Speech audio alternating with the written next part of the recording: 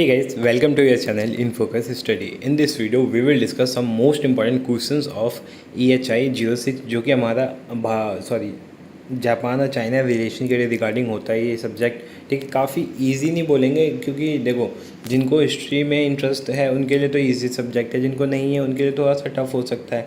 ठीक है, सो हम इंपॉर्टेंट क्वेश्चंस देखने वाले हैं। एक बार मैं आपको पेपर का पैटर्न दिखा देता हूँ, पेपर कैसा आता है। ठीक है, फिर इंपॉर्टेंट क्वेश्चन पे आगे हम बढ़ेंगे। क्वेश्चन आंसर सब कुछ मैंने इसमें अरेंज कर रखा है, आपके लिए इतना होगा कि आप पेपर में अच्छा स्कोर कर सकते हो। ठीक है, सो पहले क्वेश्चन पेपर देखते हैं, पेपर का पैटर्न क्या है। तो ये क्वेश्चन पेपर है जून 2020 का है, यहाँ पे 21 का है। ठीक है, ये क्वेश्चन पेपर देखते हैं। इसमें देखो पेपर का पैटर्न क्या होता है, तो हमें 3 इसमें पार्ट्स होते हैं। पहले पार्ट में 20 मार्क्स के 2 क्वेश्चन अटैम्प्ट करने होंगे, 40 मार्क्स कवर होगा। सेकंड पार्ट में 10-10 नंबर के हमें 10 या 12 नंबर के हमें 4 क्वेश्चन करने होते हैं। ठीक है, तो यहाँ से हमारे 10 का होगा तो 40 हो जाएगा। ठीक है, तो 40 और 40 80 नंबर और बाकी 20 नंबर शॉर्ट नोट से मिलेंगे हमें। अब जैसे ये स्वयं शक्ति आंदोलन आधुनिक चीन के इतिहास से इसके महत्व और संक्षिप्त टिप्पणी लिखे। ठीक है, तो जो स्वयं शक्तिदायक आंदोलन था इसके आधुनिक जो चाइना के लिए क्यों इम्पोर्टेंट था ये बताना है। फिर चीनी बुर्जुआ वर्ग के उदय के क्या कारण थे, 1911 की क्रांति में इनकी क्या भूमिका थी, चर्चा करें। 19वीं शताब्दी में जापान के पश्चिमी साम्राज्यवादी शक्तियों के साथ संबंध कैसे थे। ठीक है, द्वितीय विश्व युद्ध के पश्चात जापान में राजनीतिक तथा आर्थिक गतिविधियों की चर्चा करें। तो ये हमारे 4 क्वेश्चन, इसमें से 2 क्वेश्चन अटैम्प्ट करने हैं। बाकी ये 12 नंबर वाले क्वेश्चन, राजनीतिक व्यवस्था कैसी थी चाइना की। ठीक है, जापान में जो तोकुगावा काल में अर्थव्यवस्था तथा समाज की स्थिति को संक्षिप्त में समझाना है। चीन में अफीम युद्ध के क्या क्या परिणाम हुए थे, 12वीं में भी आपने पढ़ा होगा अफीम युद्ध के बारे में। मीजी राजनीतिक व्यवस्था तथा उसकी आधारभूत विशेषताओं पर टिप्पणी करें। ठीक है, 1905 के रूस जापान युद्ध के कारणों और परिणामों की व्याख्या करें। किस प्रकार देश प्रेमी संस्थाओं ने जापान में सैन्यवादी के उदय में सहायता करी, किस प्रकार सेना ने अपनी शक्ति को संगठित करने का प्रयास किया। तो ये सब क्वेश्चन है जो पेपर में आए हुए हैं। ठीक है, बाकी शॉर्ट नोट्स भी आप देख सकते हो यहाँ पे। शॉर्ट नोट्स इससे काफ़ी ज़्यादा, जैसे ताओवाद आ जाता है, काफ़ी ये नान रणनीति आता है। अब थोड़ा क्वेश्चंस देखते हैं हम अपने। ठीक है, जो पेपर के पॉइंट ऑफ व्यू से इम्पोर्टेंट है। मेजी जो संविधान था उसकी क्या क्या विशेषताएं थी, मुख्य विशेषता क्या थी। तो देखो साम्राज्य की सर्वोच्चता, मेजी क्या था, इन्होंने एक तरह से टर्न ला दिया था जापान में। जापान में था, इन्होंने एक तरह से वो, ठीक है, तो जो जापान के थे इन्होंने बहुत अच्छे भी काम किए थे, खराब भी काम भी किए थे। तो सम्राट की सर्वोच्चता, मेजी संविधान पूंजीवाद सामंतवाद का अद्भुत मिश्रण था। ठीक है, पूंजीवाद भी था और सामंतवाद भी था। ये सम्राट की ओर से उपहार था तथा इसमें परिवर्तन भी सम्राट ही कर सकते थे। ऐसा संविधान था जो परिवर्तन कौन कर सकता था, ना जनता कर सकती थी, ना एक तरह से एग्जीक्यूटिव कर सकते थे। करता कौन था, किंग स्वयं करते थे। फिर परमदासी परिषद, संविधान के अनुसार 2 परमदासी परिषद थे, मंत्री परिषद और फिर प्रीवी परिषद का गठन किया गया। मंत्री परिषद कार्य क्या था, शासन संबंधी कार्य का संचालन करना था और पीवी परिषद का निर्माण स्वयं सम्राट करता था। ठीक है, सम्राट खुद ही बनाते थे इनको। फिर द्विसदनीय संसद बांट रखा था, यहाँ 2 सदनीय संसद थी, जैसे हमारे लोकसभा राज्यसभा होता है यहाँ भी था। उस सदन में धनी व्यक्ति होते थे और निम्न सदन में देश के सारे जनता के प्रतिनिधि होते थे। ठीक है, जैसा हमने वहाँ पे पढ़ा था, क्या बोलते हैं, फ्रेंच रेवोल्यूशन में भी कुछ ऐसा ही कुछ था। ठीक है, फिर संसद का अधिवेशन, जापानी संसद का प्रमुख अधिवेशन प्रति वर्ष 3 माह का होता है। ठीक है, 3 माह का होता है। इसमें सदस्यों को वाद विवाद करने का अधिकार मिलता है। मौलिक अधिकार मेजी संविधान की एक अन्य विशेषता थी, इसके अंतर्गत जनता को कुछ मौलिक अधिकार भी दिए गए थे। तो ये तो हो गया।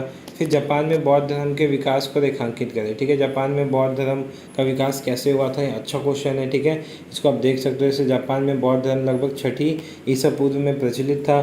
जापानी बौद्ध धर्म, ठीक है, जिसे निहोंग बुक्यो कहा जाता है, ने कई देशों, ठीक है, कई देशों मतलब कई उन्होंने नए क्या किए, बौद्ध स्कूल को जन्म दिया, जिनमें कई सारे खुद की चीनी बौद्ध परंपराओं से जोड़ते हैं। ठीक है, जापानी बुद्ध धर्म को जापानी समाज और संस्कृति का बड़ा प्रभाव रहा और ये आज भी एक प्रभावशाली पहलू है। ठीक है, अब जापान के अनुसार इसके अनुसार क्या है, जापानी सरकार एजेंसी सांस्कृतिक मामलों के लिए अनुमान 2018 तक के बारे में, ये तो चलो थोड़ा करंट का है। ठीक है, आपको इतिहास का लिखना है तो आप ये इसमें लिख सकते हो। ठीक है, ये आप PDF डाउनलोड करके लिख लेना। नेक्स्ट क्वेश्चन देखते हैं, चीन में राष्ट्रवाद के उत्थान का वर्णन करें। ठीक है, तो राष्ट्रवाद वाला क्वेश्चन भी बहुत अच्छा है, इंपॉर्टेंट भी है, तो ये भी आप देख लेना। ठीक है, तो इसका आंसर आप नोट कर सकते हो। फिर चीन जापान युद्ध का प्रभाव क्या क्या पड़ा, ठीक है। तो ये चीन जापान युद्ध का प्रभाव था। आरंभ में जापान एक छोटा राष्ट्र था, ठीक है। पर आपको पता ही है जापान अभी भी छोटा ही राष्ट्र है, लेकिन बहुत ज़्यादा पावरफुल बन चुका है, ठीक है। और पावरफुल होता अगर उस पर बम नहीं गिरा होता ना हिरोशिमा नागासाकी पे, तो और पावरफुल होता है। लेकिन बम के बाद थोड़ा सा इन्होंने अपने पॉलिसी बिल्कुल चेंज कर ली, जो कि एक परंपरागत राष्ट्र के रूप में जाना जाता था। लेकिन जापान की चीन पर विजय के बाद ठीक है। लेकिन जापान की चीन पर विजय के बाद अंतर्राष्ट्रीय महत्व स्थापित हो गया। अब सारी दुनिया जापान को ताकत का पता चला। अब उसकी गिनती यूरोपीय महाशक्तियों में होने लगी तथा उसने पूर्व में की गई भेदभावपूर्ण संधियों को क्या कर दिया, समाप्त कर दिया। इस प्रकार जापान अब यूरोपीय देशों के क्या आ गया, समकक्ष आ गया। इस युद्ध के उपरांत चीन बिल्कुल समाप्त हो गया, ठीक है। चीन क्या हो गया, चीन का बिल्कुल तहस नहस हो गया था, तो चीन समाप्त हो गया। इस युद्ध के बाद चीन की ताकत और प्रशासन की क्या हो गई, पोल खुल गई, ठीक है। हाँ, चीन क्या है, बिल्कुल मतलब ताकत नहीं है उसमें, ठीक है। जापान ने चाइना के ऊपर बहुत ज़्यादा वो किया है, ठीक है। एक तरह से इल ट्रीटमेंट करी है चाइना के साथ, ठीक है। आप अभी भी हिस्ट्री में उठा के देखोगे तो जो क्रूरल्टी का एक लेवल होता है ना, जापान ने वो पार कर दिया था, ढूंढ ढूंढ के मारते थे वहाँ पे, ठीक है। तो ऐसा हो गया था। तो ये बाकी पॉइंट्स आप देख लेना, ये अच्छे से इंपॉर्टेंट क्वेश्चन है ये भी। नेक्स्ट क्वेश्चन है, चीन में मार्क्सवाद के उदय के लिए उत्तरदायी सामाजिक, राजनीतिक और पारिस्थितिक कारणों की व्याख्या करें। फिर 1911 की चीनी क्रांति की प्रकृति पर चर्चा करें। अगला क्वेश्चन है, जापान में सामंतवाद के पतन ने किस प्रकार मेजी पुनर्स्थापना का रास्ता प्रशस्त किया। मतलब जब सामंतवाद वहाँ पे ख़त्म हुआ था, जब भी मेजी पुनर्स्थापना आई थी, तो इसके क्या रीज़न थे। फिर जापान की तोकुगावा व्यवस्था की प्रकृति पर टिप्पणी लिखी, ठीक है। तोकुगावा आया था पेपर, हमने देखा था अभी। जापान में राजनीतिक दलों की असफलता के क्या क्या कारण थे वो बताना है। जापान की विस्तारवादी नीति के विकास के लिए उत्तरदायी विभिन्न विचारधाराओं की क्या करना है, विवेचना करें। चीन में पूंजीवाद के विकास को अवरुद्ध करने वाले कारक कौन कौन से थे।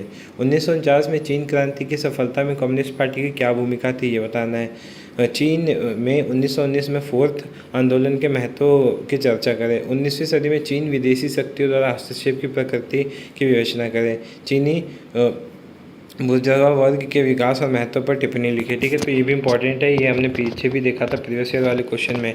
अगला क्वेश्चन है, टाइपिंग विद्रोह के मुख्य कारण क्या थे, ठीक है। जो टाइपिंग विद्रोह हुआ था चाइना में, उसके क्या क्या मेन रीज़न थे, क्या क्या मेन कारण थे, आपको इसमें सिंपली ये बताना है, ठीक है। तो ये क्वेश्चन क्या है, बहुत इंपॉर्टेंट है। इनको आप आंसर ईजिली गूगल पर फाइंड कर सकते हो। कुछ नहीं करना, क्वेश्चन को कॉपी करना, वहाँ पेस्ट करना, आपको मिल जाएगा, ठीक है। मैं आंसर ऐड करने में बहुत ज़्यादा टाइम लगता है, पेपर में टाइम नहीं, इसलिए मैं जल्दी आपको क्वेश्चन दे दिया, क्योंकि आप खुद नोट करोगे आंसर तो आपके लिए ज़्यादा बेनिफिशियल हो जाएगा ये।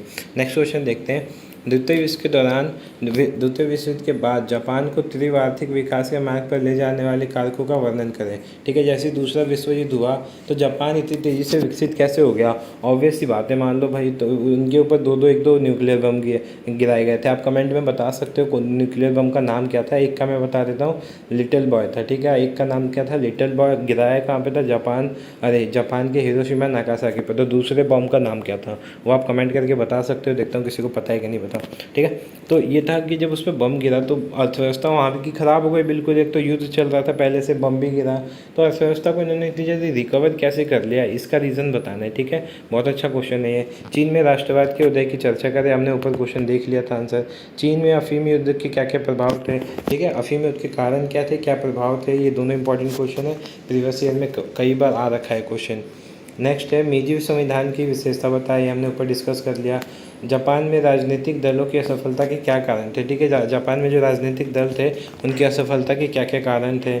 जापान की विस्तारवादी नीति के विकास के लिए उत्तरदायी विभिन्न विचारधाराओं की विवेचना करें। अगला क्वेश्चन है, चीन में पूंजीवाद के विकास को अवरुद्ध करने वाले कौन से कारण थे, ठीक है। तो चीन में पूंजीवाद फैल रही थी, उसको कौन कौन से कारण क्या थे, रोक रहे थे।